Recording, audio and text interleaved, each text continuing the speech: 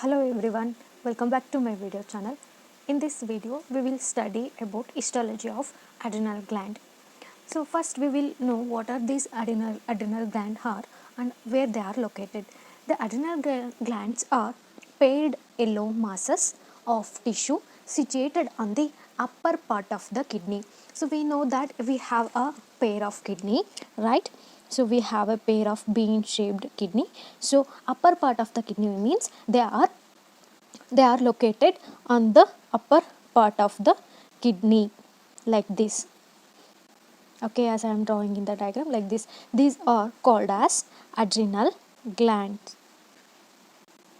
Okay, and here the left adrenal gland appears like a crescent shaped. Okay, it appears like a crescent shaped. That means that like a half moon like this. Okay, like this half moon, like that shape is called as crescent shape, and the right one appears like a more exactly like a triangular. That's the difference.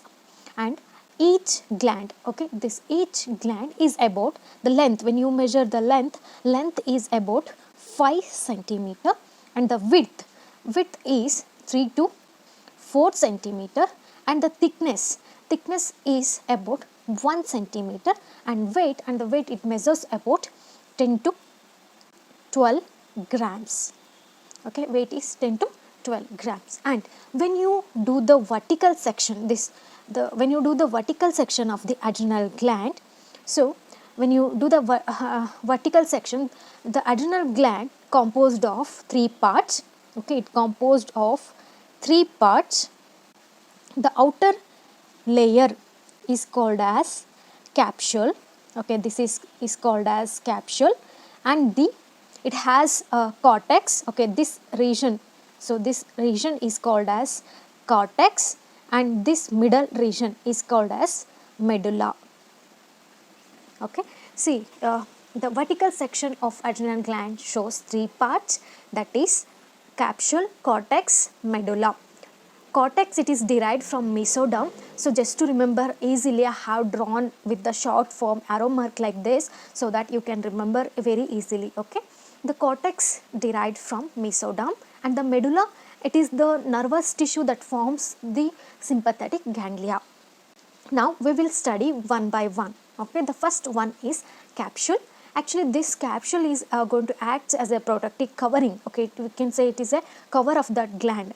So the glands are covered by a capsule of connective tissue. The capsule is made up of connective tissue, that enters into the gland, supporting the arterioles and capillaries of the cortex and the sinusoidal vessels of the medulla. And this capsule, it acts as a covering. It is going to act as a covering, and it enters into the gland, and it support the arteries and capillaries of the cortex and sinusoidal vessels of the medulla. And the next point here, the capsule is also capable of giving rise to cells that replaces the cells of the cortex. So this capsule have the capacity to give rise to the cells of the cortex, that okay, and they will replace the cortex cells which are not useless. Okay, now we will study the next part. The next part is cortex. As I mentioned before, this cortex is derived from the mesoderm, and the cortex is made up of cords of cells. So as you see in the diagram, this cortex is made up of cords of cells. Okay, and see, now make you to understand, just remember. So we are studying this one by one. So now we are taking this part, okay, and then zooming out, and this is the picture of that. Okay, so now we study the which one, capsule, and now we are studying the cortex. Okay, the cortex is made up of cords of cells. What is the meaning of cords of cells? Cords of cells means like this. Okay, the cells will be arranged like a chain like this. Okay, that is actually called as cords of cells, as you see in the diagram like this. Okay, and between the cords of cells lies the capillaries in a fine network of reticular tissues, and between these cords of cells we can see the capillaries, and they are how they are located like a network of cells. Okay, Now again this cortex is made up of 3 zones, okay, or you can say this cortex again it is divided into 3 parts, okay. The first one is zona glomerulosa, the second one zona fasciculata, the third one zona reticularis.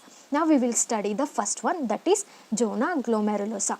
The zona glomerulosa, the in short form just make you to remember which zone produces which hormone. So in a short form, so I have excuse me, sorry, I wrote here the zona glomerulosa secretes an hormone known as mineralocorticoids. Okay, now we will study the zona glomerulosa. Zona glomerulosa is the outermost region of the cortex. Okay, now we are studying one by one like this. Okay, this actually forms the capsule. So I am zooming out this one here. This is forms the capsule, right? This one forms the capsule, and now we are studying this part, that is cortex, and then later we are going to study the medulla part. Okay, so in cortex again these are divided into 3 parts, right? The first one is zona glomerulosa.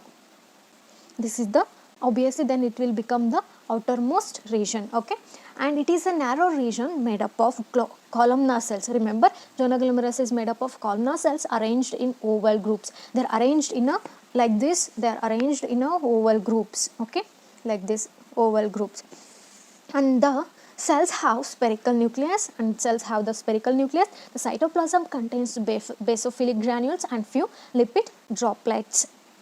Now we will move on to the second zone, that is ZonaFasciculata, and it secretes an hormone called as glucocorticoids. The zona glomerulosa is the middle region of the cortex, okay, this is the middle region of the cortex, that is ZonaFasciculata.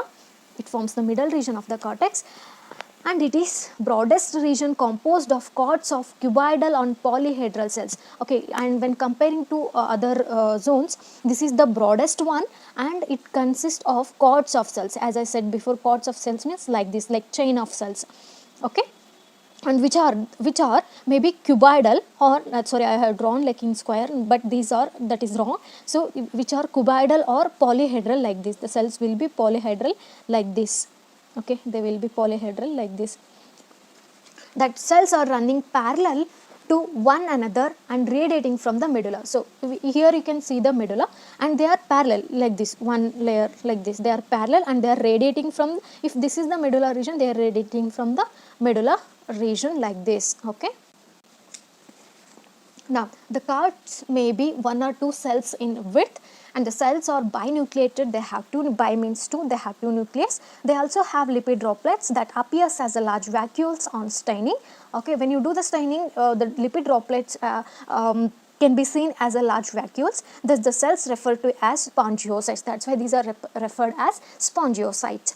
Now we will move on to the next zone, that is ZonaReticularis. Okay, this region will forms the third one, that is ZonaReticularis.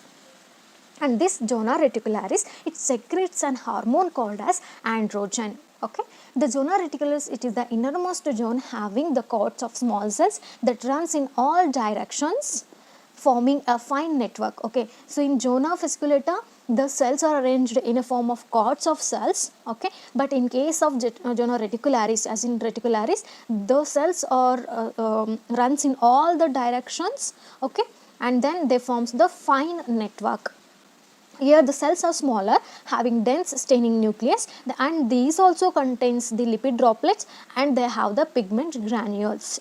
Okay, and now here you can see, here I have made a short list here, note you can say to remember very easily. Here the cortex produces 3 classes of hormones, that is ZonaFasciculata, that is the middle one, that produces the glucocorticoids which helps in glucose metabolism. The first outermost zone, that is Zona Glomerulosa, produces an hormone called as mineralocorticoids which look after the ionic balance of the body. And then the last one, ZonaReticularis, it produces the sex hormones like androgens. These androgens are helpful for the secondary sexual characters, developing the secondary sexual characters, and also the responsible for the sexual behavior of a person. Okay, now we will move on to some other points. The cells of the cortex have abundance, and above all these points, the cells of this cortex, okay, the cells of this cortex have abundance of smooth endoplasmic reticulum as this and as they secrete steroids, and these are closely packed and there are there are closely packed mitochondria and scattered ribosomes and dense granules and Golgi complex. All these cell organelles can be seen on the in the cells of the cortex. Now we will move on to the next one, that is medulla. So now we studied this region and this region. Now we are moving to this part, that is medulla region. So here this part.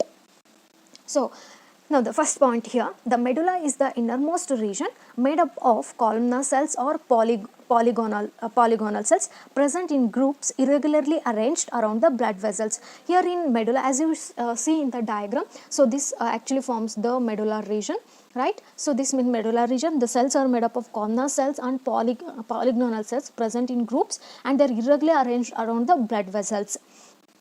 Okay. Now the next point, the cells of the medulla have a large nucleus, few mitochondria, free ribosomes and prominent Golgi complex.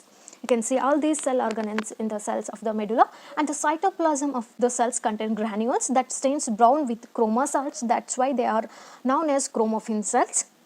Now the next point, the cells of medulla produces adrenaline and noradrenaline. This is the important point, okay, and you have to remember this point in the examination. They might ask, the cells of the medulla produces adrenaline and noradrenal, okay, noradrenal hormone actually, and true ganglion cells are also present, and these true ganglion cells are also seen in the medulla, okay. And this, as I mentioned before, here the cells of the medulla produces adrenaline hormone and noradrenaline hormone. In this case, adrenal hormone is imported hormone because it is secreted only during the crisis. Crisis means like when there is a danger, that time, okay. So for example, if you suddenly see the snake, so you will start to fear, okay, that time. So it will help you, you are going to flight, okay, you are going to escape, or you are going to fight with the snake, okay. So that's why this is called as flight or fight hormone, adrenaline hormone, okay. Another name for the adrenal hormone, okay. This is secreted only during the crisis. If I have to give another example, so if you touch a hot surface, okay, if you go to kitchen and you touch the vessel which is very hot, without knowingly you will suddenly take back your hand, okay, that actually that means that you are trying to escape from that dangerous, right? So that time this hormone is going to produce. Now the next hormone, that is noradrenaline, produced by the sympathetic nerves and functions as a neurotransmitter, okay. It is going to function as a neurotransmitter. It is also used as a drug to raise the blood pressure. I hope this video is helpful for you all guys, and if you learn something new, please do subscribe to my channel, and all the best. Thank you everyone.